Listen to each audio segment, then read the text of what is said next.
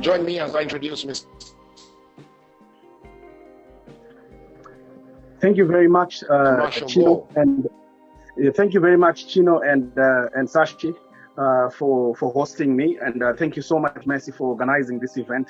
And once again, as one of the last speakers, I think I want to take this opportunity to appreciate all the speakers that have spoken before me for their valid contributions. It has been an insightful summit, and I've really enjoyed listening for the last 2 hours. It's been grateful. I shall not waste a lot of time, but I'll just sum up that as a Pan-Africanist myself, a community builder and a community leader who has worked on several projects at grassroots level in politics and also within a social discourse of community building and also in business. I was touched with a lot of testimonies and tributes that I've had from vibrant African entrepreneurs, community leaders, politicians. This has been great. But the message I have is to just say that as Africans and as Black men and Africans as well, we must work together to ensure that we control the narrative. Our destiny is in our hands. So we need to, the best way to predict our future is to change it now.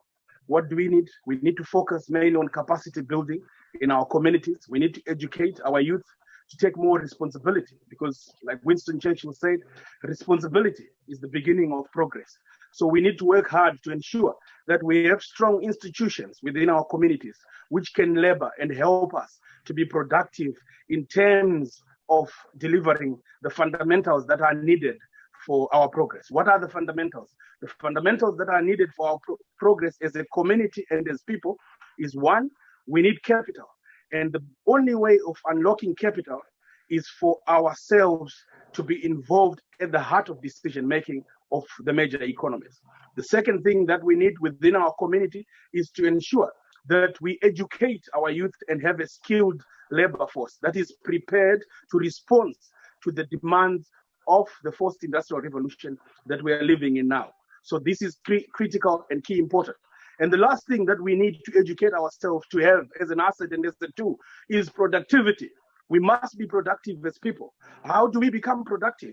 We become productive by working together. We become productive by working beyond borders. We become productive by thinking beyond borders. We become productive as Africa by embracing the African Free Continental Trade Area. Let's learn to trade amongst each other. Let's learn to give business amongst each other. There are a lot of lawyers that have spoken here.